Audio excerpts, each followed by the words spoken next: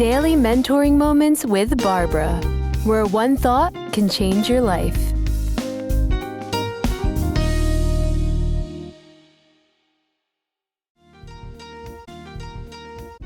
Hello, this is Mentoring Moments with Barbara, and I want to talk to you today about time. You know, I love to talk about time, but I want to talk to you in respect to how you apportion or appropriate your time during the day.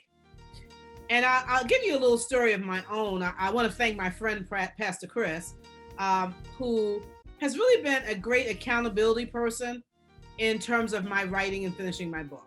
And I contacted him last week and said, I'm two more chapters.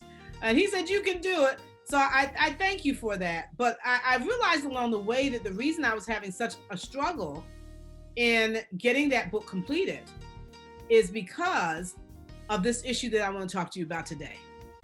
And that is understanding what is your best time of day or night to do your most critical work. For some people, that's in the morning, where you have more clarity, you wake up fresh, you have a clear thought of mind, you get more ideas in the morning, you're more innovative in the morning. You know, if you're a person of faith, you hear God really strongly in the morning.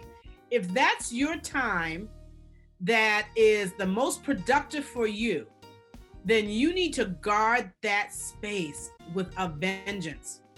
What happens sometimes is, if in the morning, if that's my most critical time, the time that is most productive for me, if I give that time to a meeting where I'm sitting and shooting the breeze, I am not only wasting time, I'm wasting very valuable and critical time with something where I need to be doing my big rock. What is that big thing that you need to be doing?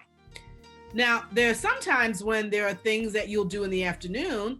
And if your energy is the greatest in the morning, in the afternoon may be your time to sit back and to have that lunch and shoot the breeze with someone, but not during the critical time of the day where your energy is at its height, at its greatest height. So for me, what I would find is that I would at night sit down to write my book or to write a chapter in my book. But by that time, I was tired. By that time, I wasn't at my very best in terms of creativity, of innovativeness. And so I had a hard time and a hard struggle in completing it.